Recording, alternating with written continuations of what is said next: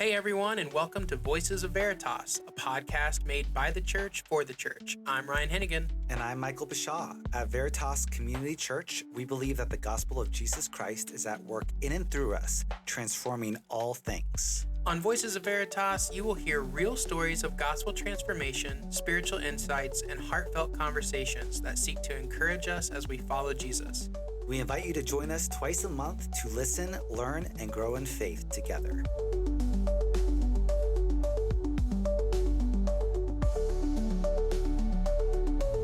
Welcome to the Voices of Veritas podcast, everyone.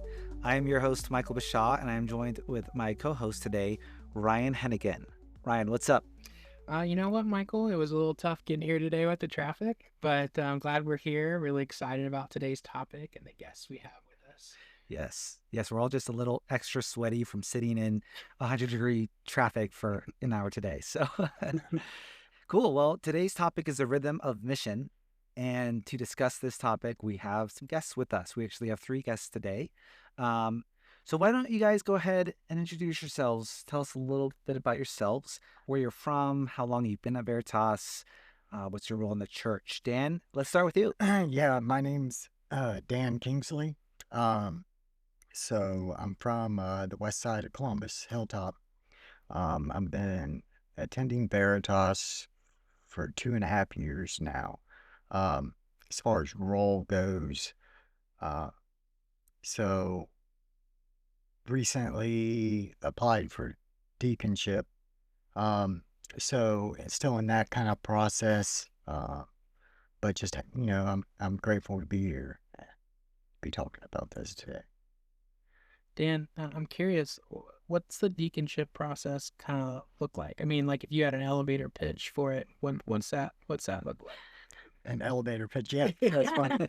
So the way that I see this, that process is like, it's not really changing anything I've already been doing, right? So this role is about serving like not only the members in the church, but the people that we have the opportunity to serve outside the church as well. Rebekah, how about you? Tell us a little bit about yourself, how long you've been at Veritas. So I'm Rebekah Mast Kingsley. I'm Dan's wife, just in case nobody got that connection with the last names. And I've been at Veritas for almost 3 years now. It'll be 3 years in September. I moved to Columbus from California 3 years ago. And so big shift moving from California to the Midwest. And when I was looking for a home church, I actually had connected with Pastor Phil's wife, Gina, who was my realtor, who helped me find my house here when I was moving, and then ended up at Veritas. And it was really a great fit for me with what I was looking for. And one of the things, like just kind of a little bit of a side, but I had been involved in a ministry that had a community garden in California. And when I first pulled into the Veritas West parking lot, there was this empty community garden space. And I was like, maybe this is where I'm supposed to be. And anyway, sure enough, 3 years later, it's really good to be here. That's really cool, Providence. I like that. Dan and I met at Veritas, actually working in the community garden together. That's when I first remember meeting Dan. He might have different memories about it, but. Yeah, so I definitely remember meeting Rebekah sooner. But like our initial conversations, like some of our deeper conversations started while we were both serving in the community garden. Rebekah, what originally brought you from California to Ohio? Yeah, so I work for Select Sires, which is an international dairy and beef cattle genetics company, and they're based out in Plain City, Ohio. So I moved from California for that. I worked for the international side of the company for 10 years before I moved. Phil, how about you?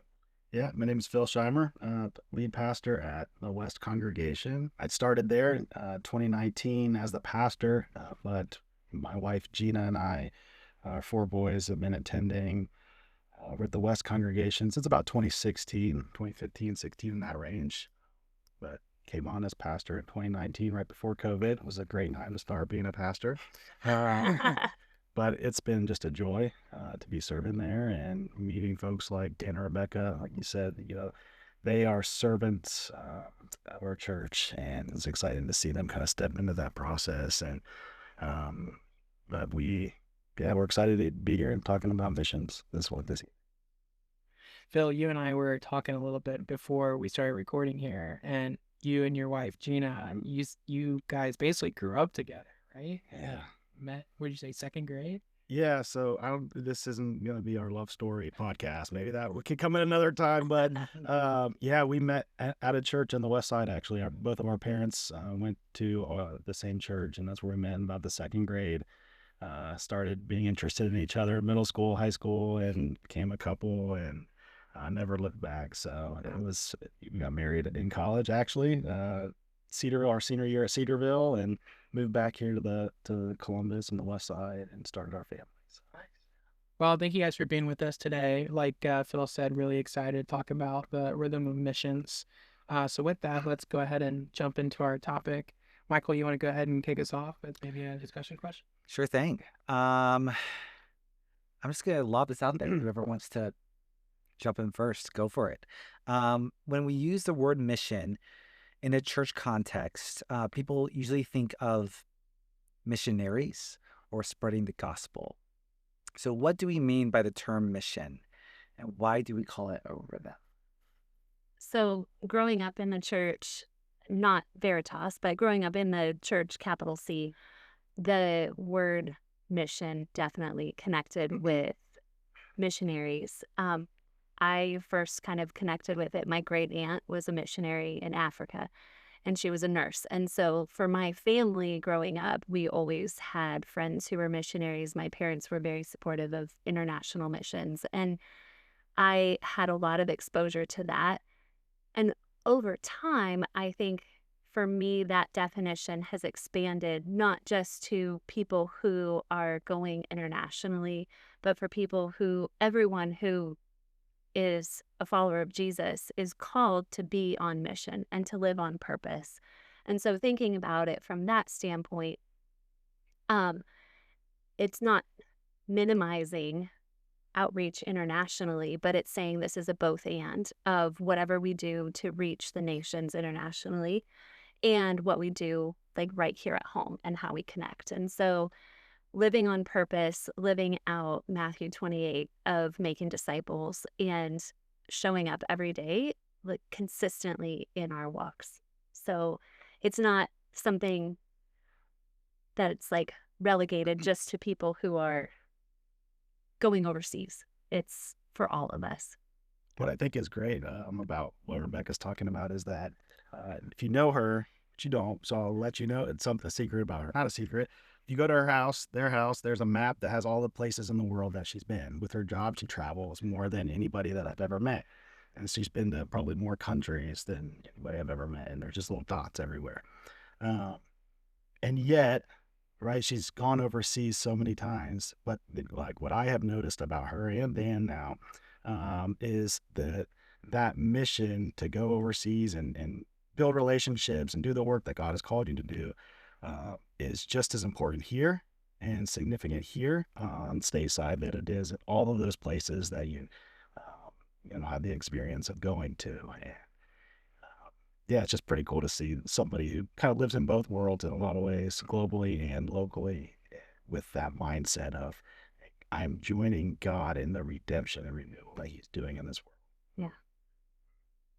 Yeah, so to kind of piggyback off what Rebekah was talking about and the showing up consistently, I think like that's where we can find our rhythm, is that every day consistently showing up. And what I mean by showing up is like, am I living out what I am talking about?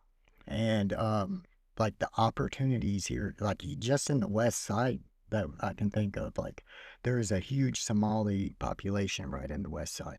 And like we don't have to be traveling internationally to reach international people. Right. So like we can follow where we are. And that's right here at home. And that's following Jesus to the best of our ability and being like they're different. They're like, and being very inviting, and I truly believe that's how we can reach the people here.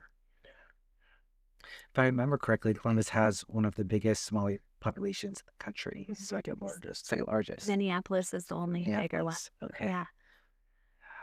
And that's what I think living in Columbus as a whole is just so neat, because there's so much diversity. And you would see that in many large cities throughout America. But moving here from California, I was kind of like, oh, well, sorry. But like the Midwest, Yeah. I didn't realize how big Columbus was. And I came from a more rural area of California. So for me, moving to Columbus, it's so cool because I do get to connect with people from all over the world, all different walks of life.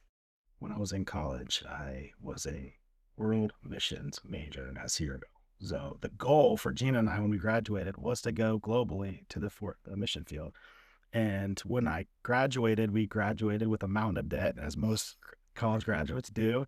And the global mission field was kind of like, okay, that's not possible with this amount of debt. And so we moved back to Columbus, started working off that. And I remember being so frustrated with God that he would not allow me to serve him in the foreign mission field. And just really struggling with that, like, God, you've given me this ability and desire to go overseas. Why would you put me in Grove City, Ohio at a factory? And I distinctly remember one day he, as I was just kind of lamenting and being frustrated with him, I remember him speaking to me and saying, look around. And I took a walk around the factory that day. And at that time, I would say 90% were either Laotian, Cambodian, and so he was like, here is a global mission field. If you're not going to reach these folks right here in your backyard, what would make you think that I'm going to send you overseas? And that changed everything. It really kind of got to what Rebekah was talking about, where it's like, it's not just global mission field. It's right here. It's our factories. It's our cafes. It's our neighborhoods. And we are just called to join him in that redemptive work that he's doing right here, wherever here is. Yeah.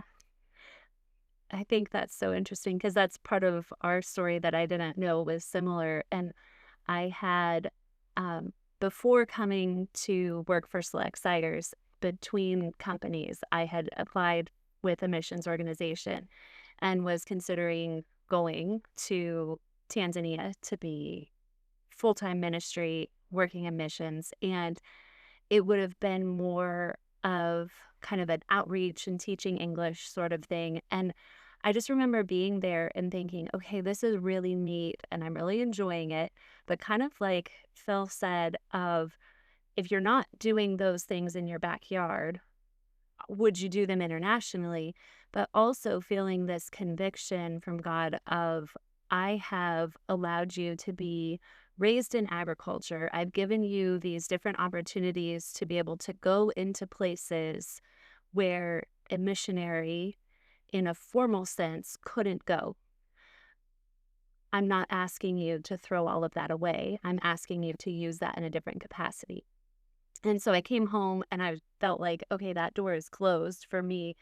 And there were things around just elements of, I was financially supporting some missionaries, and then that awareness of, if I then needed support, I wouldn't be supporting other missionaries. So all of those things were going on in my head, and I'm thinking, okay, so Lord, what's next? And it was actually traveling home from that trip to do like a vision trip on whether or not I was going to go into the field as a missionary, that I got the phone call from the company I work for currently, where I started traveling internationally to all kinds of places that would be closed to a missionary. And so just seeing how God calls each of us and equips us through our lives to connect with specific people that others maybe wouldn't connect with. So what do we mean? I mean, I know we just asked this, but like, I guess I want to hit this a little harder. Like, when we say like living out a mission or going on mission or in the mission field, like why does mission matter and what does it mean to like actually be a missionary? What are we aiming at there? Does that make sense? I see it as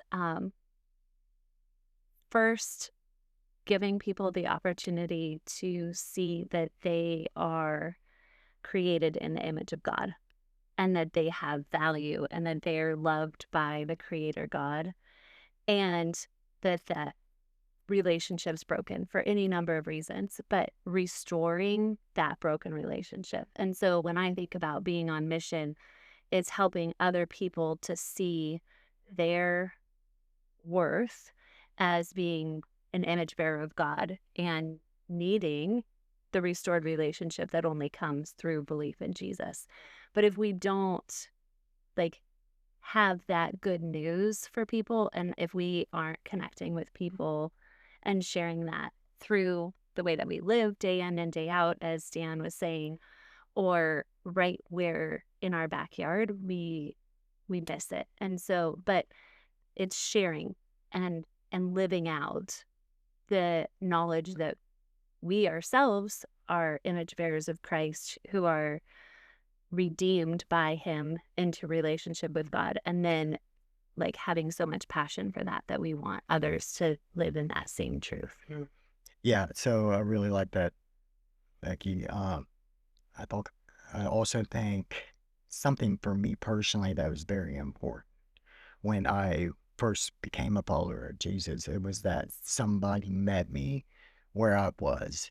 And it wasn't like this forceful thing. It was like a very organic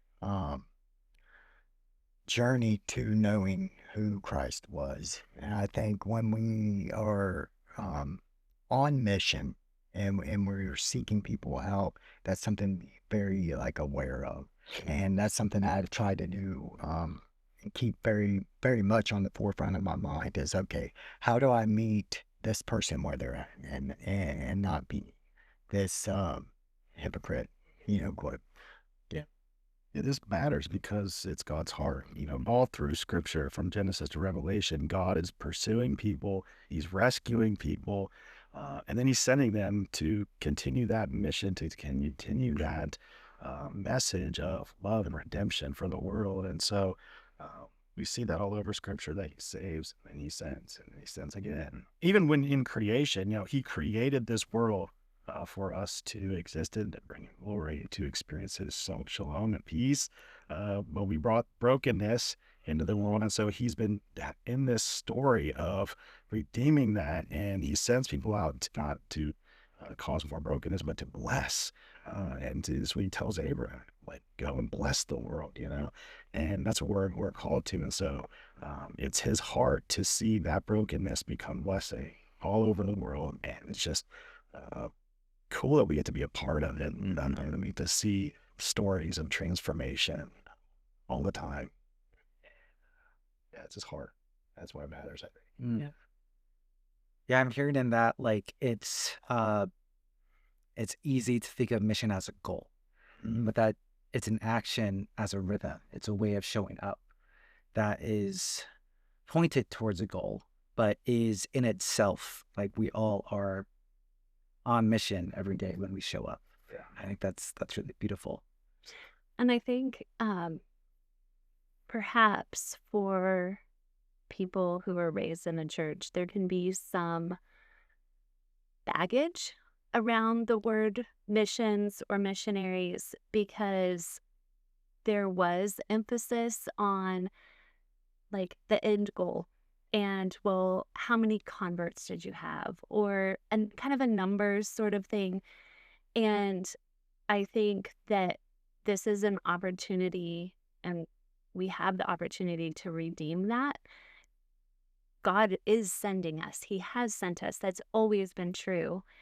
But sometimes, perhaps in a well-intentioned desire for numbers in the past, there was a missing of the importance of discipleship and relationship. And so I think just, maybe I had to come kind of full circle on that it's not about the end goal. God does the work of drawing people to himself, and I can be part of that process, but it's not about what am I doing other than being faithful in obedience to him to share what he's doing in my life. And so if I didn't have a specific gospel conversation with this person, that doesn't mean God wasn't in it. God's in it through the day in, day out faithfulness that we're doing and building relationship. And we look at Jesus's life and the way that he modeled it, because he was the ultimate and the first person living truly fully on mission, and he did it all through relationship and speaking truth in relationship and engaging with people in relationship. And so I think it's just an important thing to remember, if there's people who are listening who grew up with the concept of door-to-door evangelism or 4 spiritual laws and kind of this like really hard, sometimes feeling maybe judgmental idea of mission versus drawing people into relationship with God through the truth of Jesus. I think you hit on something really important. And the 2 words you kept saying were relationship and discipleship. And kind of like what Michael said, like, yes, there is a goal, quote unquote, to mission, right, of sharing the gospel. But as all of you have been kind of talking about, like showing up, meeting people where they're at, the mission fields, and like maybe it's just your day job or, whatever it is, like those are the aspects of discipleship and relationship with the goal of sharing the gospel, obviously. But this leads to the next question. I really was curious to ask you guys, because you hit on, Rebekah, like the emphasis on converts or numbers of people, a part of some corporate mission. One of the questions is, how do you gauge success? And if you're out, living, whether you're a formal missionary or whether you're, working in a factory or whatever you're doing, and God has given you, a quote unquote mission field, people around you to show up for and relate to and help show their value, help them realize the value that they have. How do you gauge success of like, yes, we are living on mission? Check. We have a culture that is obsessed with metrics. It's like measuring success by numbers and visible success and celebrity and all of these things. But I think we need to remember the kingdom of God's success is not kind of determined by numbers or measured by numbers or influence. It's measured by faithfulness. And I think, you kind of hit on that a little bit, but, the 3 of us love backyard gardening. Like, it's one of our passions, and, they do the community garden, but they also have a beautiful backyard garden at their own place. It's the same thing when we're gardening. How do we measure that success? I don't make that little green sphere turn into a yellow, then orange, then red, right? God gives that, but there are things that I have to do that help kind of get that process become fruit. There are things that be faithful to, or that fruit is going to die. And so it's the same thing when we're living on mission. I was thinking of Micah 6 when he says, what does the Lord require of you but to do justice, right? To love kindness and walk humbly with your God. This verse, it really highlights that it's not about performance or the platform that we have. It's really about walking humbly, living, loving sacrificially. And if we're doing that, whether the results are visible or not, I think we can be assured we are living on mission. So, Phil, how, when we're talking about mission, how is that practiced, like, corporately at Veritas West? Yeah. How should it be practiced? How is it? What is there distance between what we're aiming for and where we're at these days in the church? And how does it feel over there? I'd love to hear your thoughts on that. Yeah. I think we're definitely called to as individuals, but also I love that question, focusing corporately. It's a rhythm of our church because it's something we do together. When I see folks like Dan and Rebekah and the other folks in the garden, blessing the community by being there and bringing their presence, when there's a group doing something, it's more visible and it has more impact, and there's more unity. Christ says, they'll know you're my disciples by the way you love one another. Part of that is showing up together and caring for one another. And so there's definitely a corporate piece of this. And, it's planting churches, it's sending missionaries, all of these things.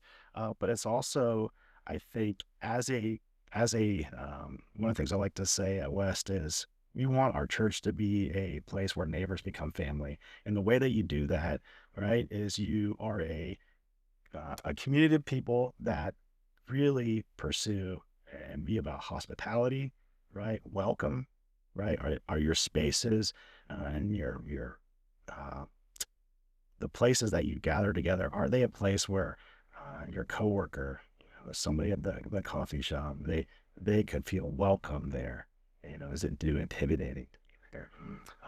And then also serving. And so creating cultural values that invite people in the church to be a community that blesses the world around them, I think is really like a corporate way of doing that. It's all of those things of sending missionaries for sure and planting churches. We want to be a church that does those things well, but I think it's also just living life together with the awareness that what we do, how we interact with one another, and how we love one another and serve each other and serve the community together, really is what God is doing in the world around us. Phil, one of the things you talked about was mission taking sacrifice. Especially growing up in the church, you see people talk about this all the time, right? It's an imperative, like Matthew 28, Christ talking about going and making disciples. But I feel like it can be easy to burn yourself out. What would be some advice or maybe some practical ways that you guys incorporate in your own lives to avoid burnout and keep the rhythm of mission, quote unquote, healthy? So for me, the biggest thing that I've learned is to set boundaries. And when I say boundaries, like I mean work, personal life, engagement in the community. Like I want to balance those all three things well. In the past, I've will pour everything into one thing and quickly get burnt out. So just like finding that appropriate balance and like just living in that has been very important for me. What I would encourage people to do, and this is where I find that balance, is starting off my mornings with, okay, Lord, what is it that you have for me today? Where would you have me show up? Who are the people that I need to connect with? And help me to see them, because whether they're at work or I bump into them in the line at the grocery store, it's about intentionality and how can I be intentional in that? And I find that that's what helps me to stay on track and then not burn out, because I still want to be aware and looking for opportunities to connect, but then the burden's not on me. It's saying, okay, Lord, how do I align with you to make those connections? Because if I'm trying to add more hours to the day, I burn out. Yeah, it's more directionally focused. I like how you said that. Yeah, I would like to add like the importance of being discipled as well. So you can disciple, but it's also equally important to be discipled. And like for me personally, that looks like once a week, every week I meet with somebody for a solid hour. Right. And that's me getting poured into. The saying is you can't pour out what you don't have. Yeah. So keeping that rhythm every single week and has been extremely helpful for me. I think there is a reality in our culture where we should look at our calendars and say, hey, maybe there is too much on here. But I think burnout really happens when we take on the role of God in the redemptive process and thinking, carrying the weight of, saving the world. And so I think to counter that, Jesus has this great line where he's like, invites us to abide with him. We just went through John, abide with me. I am the vine, you are the branch, right? apart from me, you can do nothing. So if we want to do something, if we want to join him in his mission, we better be sure we're connected to the vine. And so what does that look like? What is that? It may be adding something to your calendar, like discipling somebody once a week, but it also might be taking something away, and pausing. Sabbath. I think if we all practice Sabbath a little bit more intentionally, we would be more refreshed and renewed to then, like you just said, we can't pour out. What's the quote? We can't pour out what we don't have. What we don't have. And so that's the way that we get what we need to continue that mission. It's not about just retreating into silence and solitude. It's about being poured into so we can overflow with God's love and in his mission. So, yeah. I really like that imagery of the cup. Like, obviously, that's in scripture where Paul talks about, like, being overflowed with joy or love overflowing, right? But, like, it is God who's pouring that into us, and then it's the overflow that goes to other people.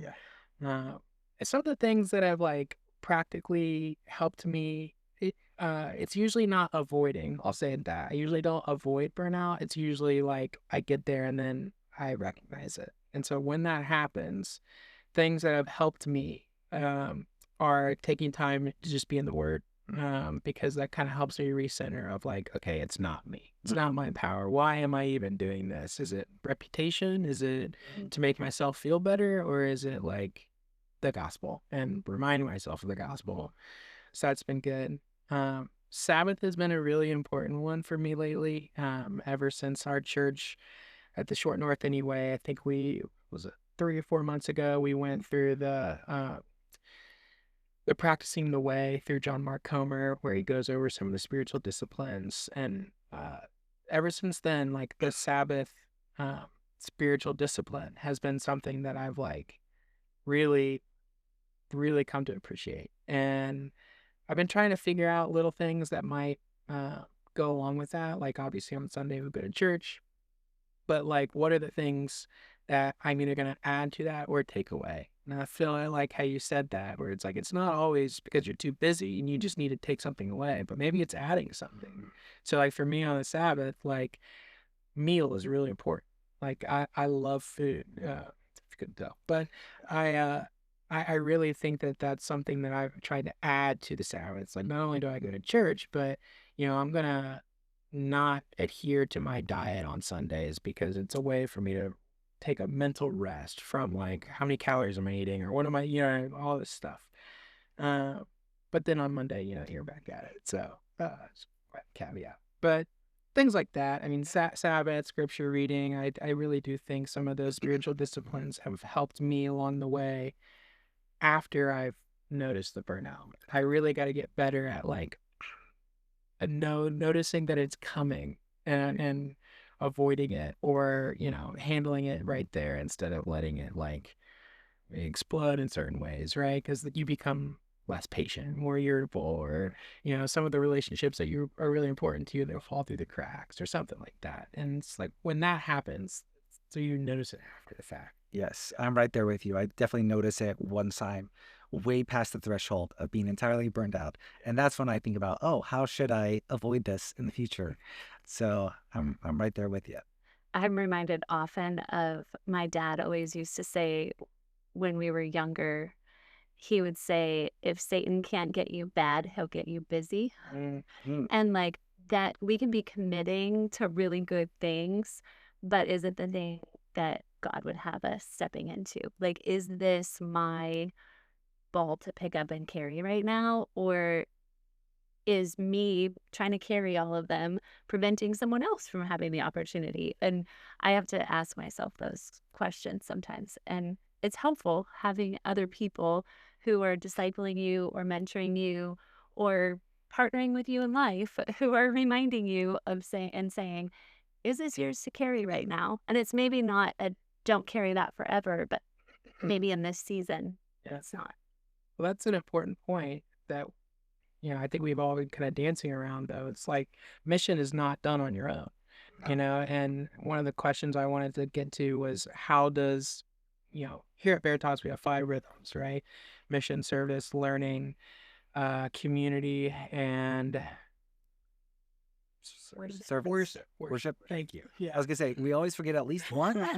It's a short north thing over here. So But so one of the questions was, how does the rhythm of mission relate to the other four that Veritas has? And we've all been kind of saying that, right? Like when we talk about learning, for example, it's like discipleship would be definitely a way to fill your cup up for mission, which would fall like under learning, or like, having somebody alongside you with mission is like the community, and do you guys have like other like concrete examples of how the rhythm of mission might fit with the other rhythms? If you were to go to our missionaries, the Williams in the UK, right, or the Workmans in the Czech Republic, and you said, what part of your ministry is your mission rhythm? They would probably look at you funny because it's like all of it. Everything we do is mission. And so, you can't live on mission disconnected from and apart, and have a part of your life, worship and learning and community and service. And so I think I got off my there.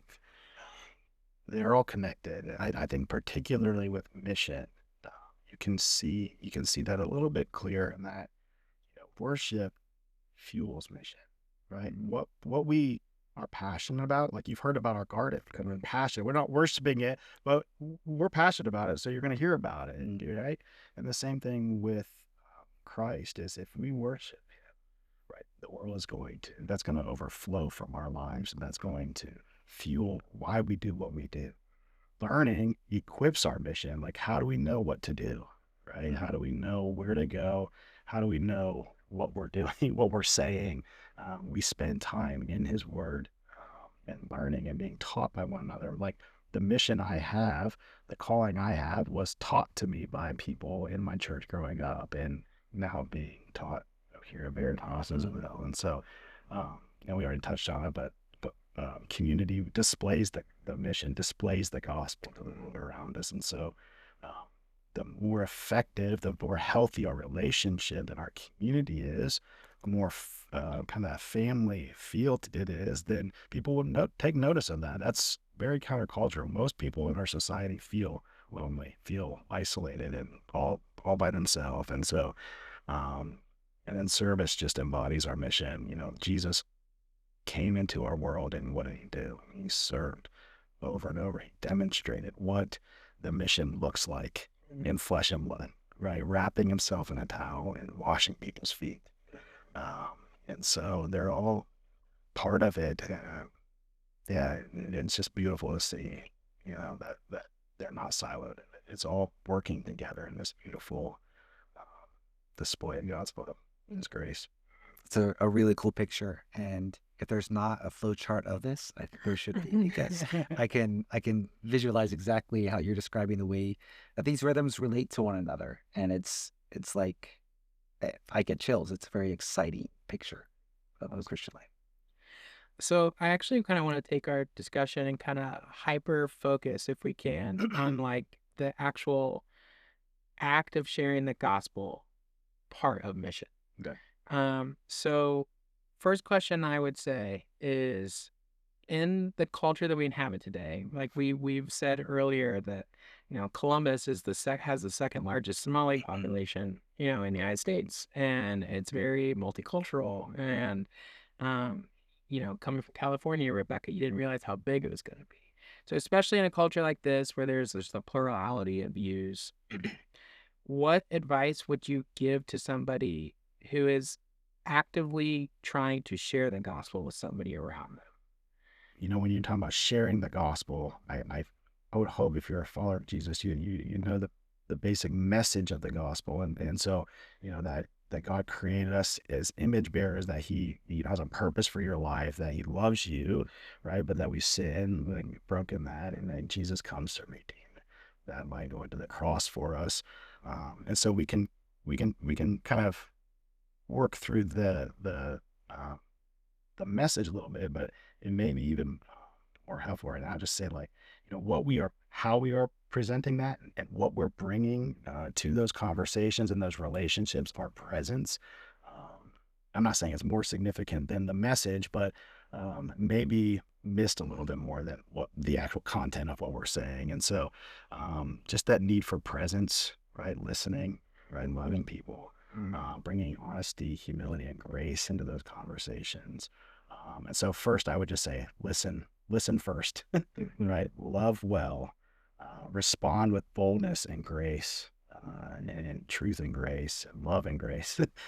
Just let your words be just saturated with grace in those conversations. But first, listen to what is really, you can pick up on where people are at, what they're struggling with pretty easily. So.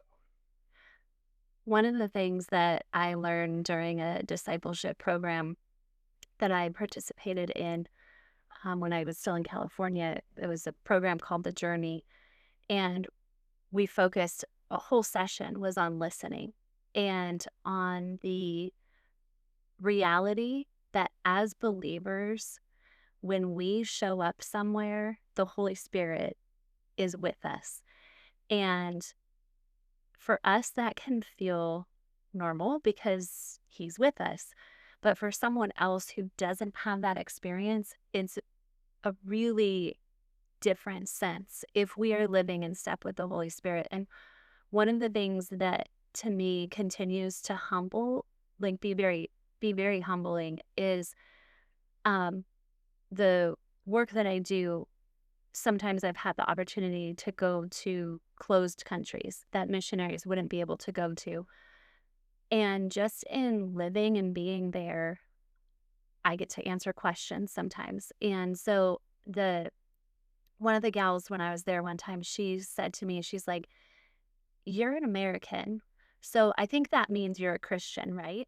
And there's this assumption that, well, Americans are Christians. Well, that doesn't necessarily give the image that we as followers of Jesus want to portray. But she qualified that and she said, "But I don't think that you're a fake one. You're a real one.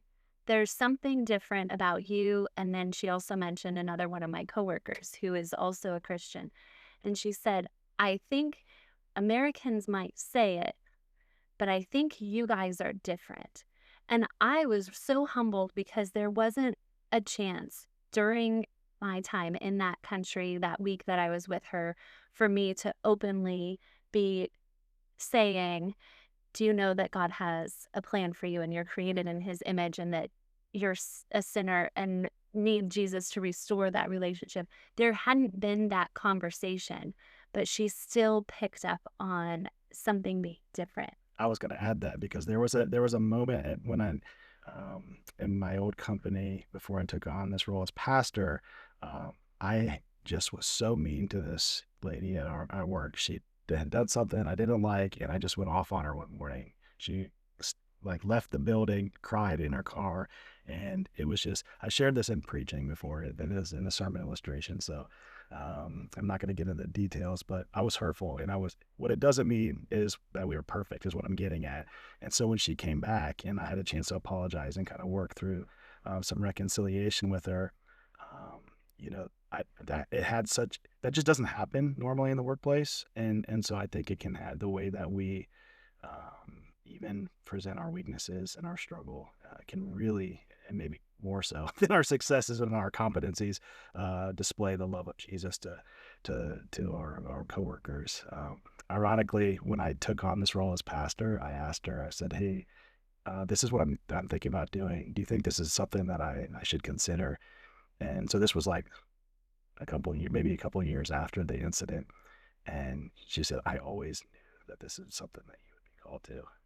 And it just shows you like the redemptiveness of what God's able to do, even when you hurt people, even when you bring brokenness to a situation, he's able to bring something beautiful and good out of it. And we still chat to this day. It's pretty cool. But Me and Rebekah have this diagram. It's a triangle, right? And it's about our marriage. So God's here, me on the left, her on the right. The closer I am to God, the closer we are together, right? And vice versa. So when I'm walking in step with the Holy Spirit, right, and I'm close to God, like that is an invitation. I am being invited and inviting soul to people.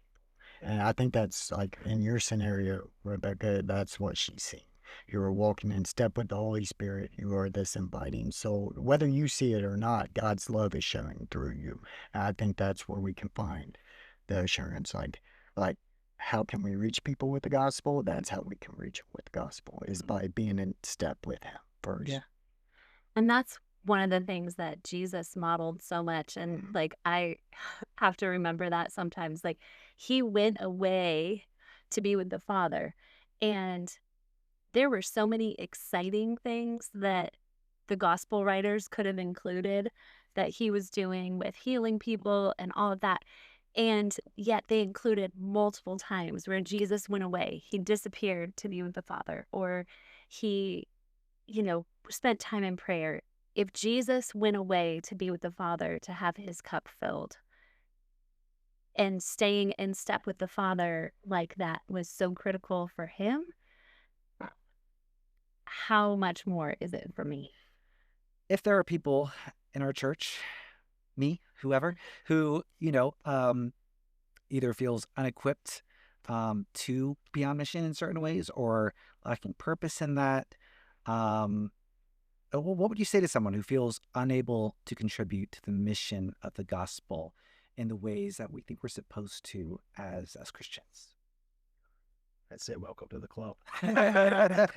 Honestly, like most days we're more fully aware of our limitations and our lack, our ability, what we are bringing to this whole thing. And so there's a healthy tension there where it's like that's a good feeling. Don't let that cause you fear, and don't stifle what He has called you, but be aware of your unique personality and how He's designed you and the experience He's given you to share the gospel and connect with people, and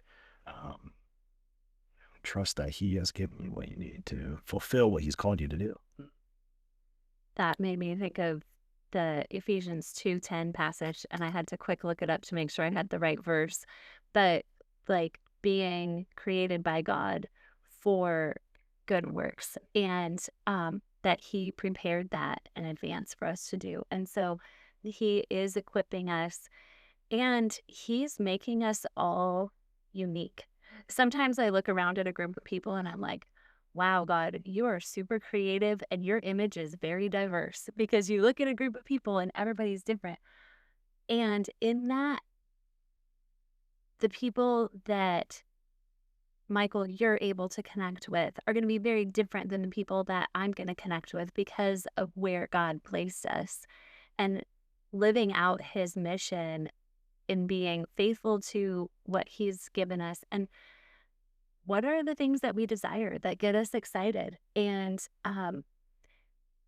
the things we've talked about, the community garden a lot, but Dan and I both enjoying that is what brought us together. We followed that desire to make things grow and to connect with the community. And through that, we met each other, and a couple years later, now we're married, And so, and I'm not saying this isn't a, like, do these things and you'll get all the things you wanted, or you're going to meet your spouse, and that's not the point here, but it's following the things that, like, God puts desires in our hearts. And so what are the current ministries that are available here at Veritas? Who are the missionaries that we're supporting? Doing a little bit of research on some of that, and saying with open hands, Lord, like, which of these connect with interests that I already have? Because that's quite possibly where He is drawing you and leading you, and where you can be more intentionally on mission. Yeah, and trusting the works that He's prepared for you, again, brings the burden off of us. Absolutely. And gives us a whole new attitude to approach this with. So, yeah. I feel like this is a topic that is just so nuanced. Obviously it's broad, as all the rhythms have been. I do have one last question that is completely unrelated. Oh, no. You made me think of it, Rebekah, when you were talking about going on some of these international trips and you didn't like the food. What would be one meal that, if you could only eat one meal the rest of your life, it would be that meal. I'm a pizza snob. Like, Oh. I will eat pizza every day of the week. And so there's such a diversity with pizza. It's a simple thing, but it's also like there's so much variety. Do you have a favorite pizza place in Columbus? Our family go-to is Flyers. Actually, it was my first job when I was in high school, and it's a good family that runs Flyers Pizza. They don't have one in Columbus. That's why I have to drive. I can't do delivery. That's my only problem. So put one in the Hilltop. How about you, Dan, Rebecca? What, you guys have like a meal for the rest of your life? Yeah, for sure. So mine would be tortellini soup with homemade sourdough bread to dip it in. Okay. And then like a fried, like roasted zucchini for a vegetable. That's great. Do you make your own sourdough? No, Rebecca does. Oh, yeah. Not on a regular basis. But enough. Yeah. Mine would be a Moroccan tagine.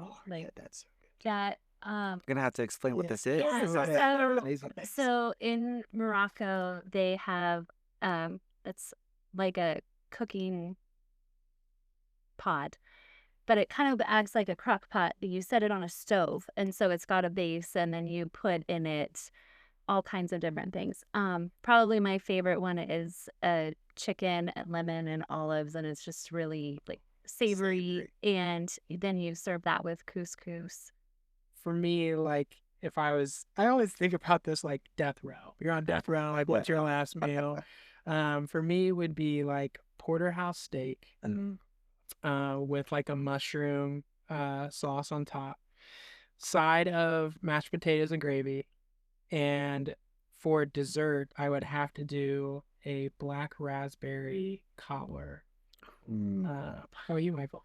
Well, what I eat the most is I love a good chili, but it's got to be like a thick chili, like none of this watery, it's got to feel like a stew.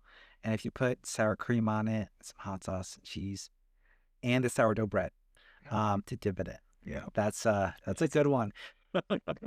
Anyway, thanks guys. Appreciate your time. It's been really fun. And that'll do it for us today on the Voices of Veritas podcast.